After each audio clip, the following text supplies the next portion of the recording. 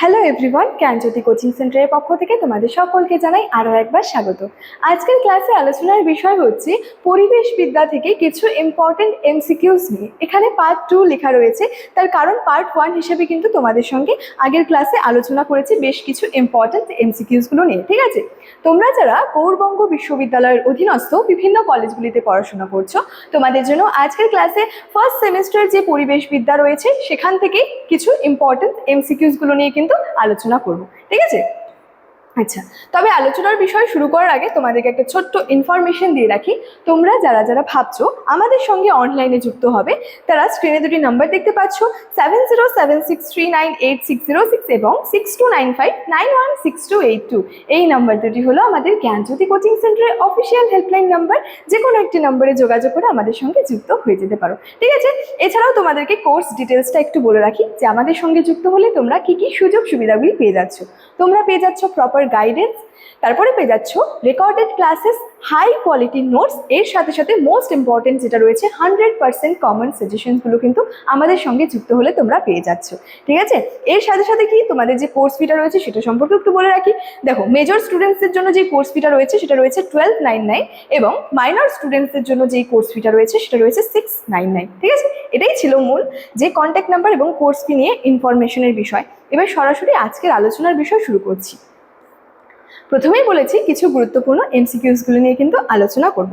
দেখো, এখানে কি রয়েছে, 16 নম্বর এমসিকিউর ক্ষেত্রে যেহেতু আগের পার্ট ওয়ানের যে ক্লাসটা ছিল সেখানে কিন্তু 15টা গুরুত্বপূর্ণ এমসিকিউস নিয়ে আলোচনা করেছিলাম, তো সেক্ষেত্রে পার্ট 2টা 16 থেকে শুরু হচ্ছে। ঠিক আছে, তাহলে কি হচ্ছে, 16 নম্বরে বলেছে ইকোলজি শব্দটি প্রথম কে ব্যবহার করেন। এটার সঠিক উত্তর হবে হচ্ছে আর্নেস্ট হেকেল। ঠিক আছে, আমি আগের যে ভিডিওটা করেছিলাম সেখানেও বলেছিলাম যে প্রত্যেকটা এমসিকিউ এর যে ব্যাখ্যা রয়েছে, ঠিক আছে, সেই ব্যাখ্যাটাও কিন্তু যে সঠিক উত্তরের নিচেই কিন্তু লেখা রয়েছে, তোমরা এই বিষয়টা একটু দেখে নেবে। ঠিক আছে, আচ্ছা, তাহলে প্রথম যেটা বললাম 16 নম্বরে যেটা রয়েছে আর কি, ইকোলজি শব্দটি প্রথম কে ব্যবহার করে, সেটা হবে আর্নেস্ট হেকেল। ঠিক আছে, নেক্সট রয়েছে ইকোলজি বা যেটাকে বাস্তুবিদ্যা বলা হয়, তো সেই ইকোলজি বা বাস্তুবিদ্যা কথাটির অর্থ কি?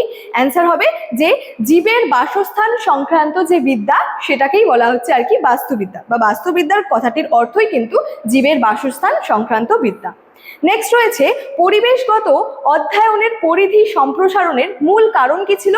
উত্তর হিসেবে দেখো বলেছে সঠিক উত্তরের উপরের সবকটি, অর্থাৎ সবকটি বলতে এই যে সব অপশনগুলো রয়েছে সবই কিন্তু এটার অ্যান্সার হবে। অর্থাৎ এই যে পরিবেশ অধ্যয়নের যে পরিধি বা যেটাকে স্কোপ বলা হয়, তো এই স্কোপ বা পরিধি সম্প্রসারণের মূল কারণ কি? মূল কারণ হচ্ছে যে দ্রুত জনসংখ্যা বৃদ্ধি, জলবায়ু পরিবর্তন এবং অতিরিক্ত সম্পদ আরোহণ ও দূষণ। এই সমস্ত বিষয়গুলি কিন্তু, সমস্ত অপশনগুলি কি হচ্ছে, এটার কিন্তু অ্যান্সার হচ্ছে। ঠিক আছে, এটার ব্যাখ্যাটাও কিন্তু নিচে রয়েছে। ঠিক আছে, আচ্ছা, নেক্সট রয়েছে দেখো বলেছে নিচের কোনটি পরিবেশবিদ্যার মূল লক্ষ্য নয়। অর্থাৎ এখানে কিন্তু এটা বলেনি যে কোনটি পরিবেশবিদ্যার মূল লক্ষ্য, এখানে বলেছে যে নিচের বা নিম্নের কোনটি পরিবেশবিদ্যার মূল লক্ষ্য নয়, সেটা হবে যে প্রকৃতির ধ্বংস সাধন। অর্থাৎ পরিবেশবিদ্যার মূল লক্ষ্য নয় কোনটি, এই প্রকৃতির ধ্বংস সাধনটা কিন্তু পরিবেশবিদ্যার আর কি মূল লক্ষ্য নয়। ঠিক আছে, এটার ব্যাখ্যাটাও কিন্তু নিচে রয়েছে দেওয়া। ঠিক আছে, আচ্ছা, নেক্সট রয়েছে দেখো বলেছে চিপকো আন্দোলন কোনটির সঙ্গে যুক্ত। অর্থাৎ এই যে 4টি অপশন রয়েছে, এই 4টি অপশনের মধ্যে চিপকো আন্দোলন কোনটির সঙ্গে যুক্ত? সঠিক উত্তর হবে গাছ রক্ষার আন্দোলন। ঠিক আছে, কারণ চিপকো আন্দোলনটা ছিল কিন্তু এই গাছ রক্ষার আন্দোলন।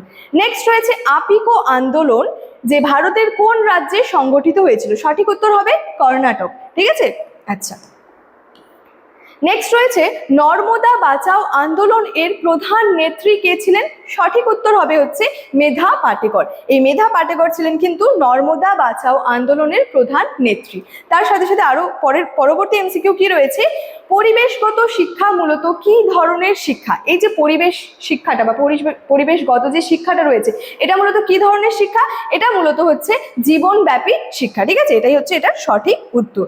নেক্সট রয়েছে দেখো যে IUCN, এই যে IUCN এর হেডকোয়ার্টার কোথায় অবস্থিত? এটা হবে সুইজারল্যান্ডের গ্ল্যান্ডে। ঠিক আছে, পরবর্তী কি রয়েছে দেখো, IUCN, এটার যে প্রকাশিত বিপন্ন প্রজাতিগুলির লাল তালিকা কি নামে পরিচিত, সেটা হবে রেড ডাটা বুক। ঠিক আছে, রেড ডাটা বুক নামে কিন্তু পরিচিত এই IUCN প্রকাশিত যে বিপন্ন প্রজাতির লাল তালিকা, সেটা কি নামে পরিচিত, রেড ডাটা বুক। নেক্সট রয়েছে পরিবেশবিদ্যা কেন বহু বিষয়ক প্রকৃতির। এই যে পরিবেশবিদ্যা যেটা রয়েছে, ঠিক আছে, এটা কেন বহু বিষয়ক প্রকৃতির, তার কারণ বলেছে এখানে দেখো সঠিক উত্তর হিসেবে ক ও গ উভয়ই। অর্থাৎ সঠিক উত্তর কোনটা হবে, এই ক নাম্বারটা এবং এই গ নাম্বারটা। ক নাম্বারে কি রয়েছে, এটা মূলত যে একটি বিজ্ঞান, সমাজ এবং মানবিক বিদ্যার সমন্বয় এবং এটি একক কোনো বিষয় কিন্তু নয়। তাহলে এই যে পরিবেশবিদ্যা কেন বহু বিষয়ক প্রকৃতির হচ্ছে, কারণ হচ্ছে এটা হচ্ছে বিজ্ঞান, সমাজ, মানব বিদ্যার একটা সমন্বয়, কোনো কিন্তু এটা একক কোনো বিষয় কিন্তু নয়। ঠিক আছে, আচ্ছা।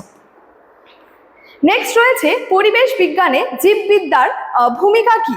ঠিক আছে, এটা হবে বলেছে দেখো সঠিক উত্তর বাস্তুতন্ত্র ও জীববৈচিত্র্য অধ্যয়ন। নেক্সট রয়েছে পরিবেশের সাথে রসায়ন কিভাবে যুক্ত, অর্থাৎ এই যে পরিবেশটা রয়েছে, এই পরিবেশের সাথে রসায়নটা কিভাবে যুক্ত বা জড়িত রয়েছে, এটার সঠিক উত্তর হবে বায়ু ও জলের রাসায়নিক দূষণ বিশ্লেষণে। ঠিক আছে, এটার হচ্ছে সঠিক উত্তর এবং ব্যাখ্যাগুলো, প্রত্যেকটা এমসিকিউর কিন্তু ব্যাখ্যাগুলো কিন্তু নিচেই রয়েছে অ্যান্সারের, সেটা কিন্তু তোমরা একটু দেখে নেবে। ঠিক আছে, তারপরে বলেছে পরিবেশ অধ্যয়নে ভূগোলের গুরুত্ব কোথায়।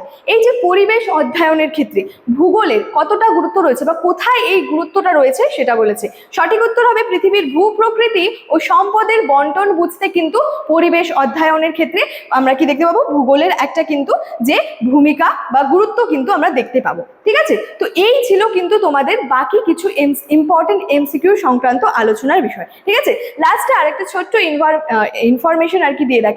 ইভিএস এর এই বইটি তোমরা যদি আমাদের কাছ থেকে আর কি নিতে চাও, তাহলে কিন্তু তোমরা আমাদের সেন্টারের হেল্পলাইন নাম্বারের সাথে আর কি কন্ট্যাক্ট করে কিন্তু আমাদের থেকে এই বইটা নিয়ে নিতে পারো। ঠিক আছে, এছাড়াও তোমাদের যে কোর্স ফি সংক্রান্ত যে ইনফরমেশনটা রয়েছে, সেটা কিন্তু ভিডিওর শুরুতেই আমি আলোচনা করে রেখেছিলাম। চলো আজকের ক্লাস এতটাই, দেখা হচ্ছে পরবর্তী ক্লাসে। Thank you so much, thanks for watching.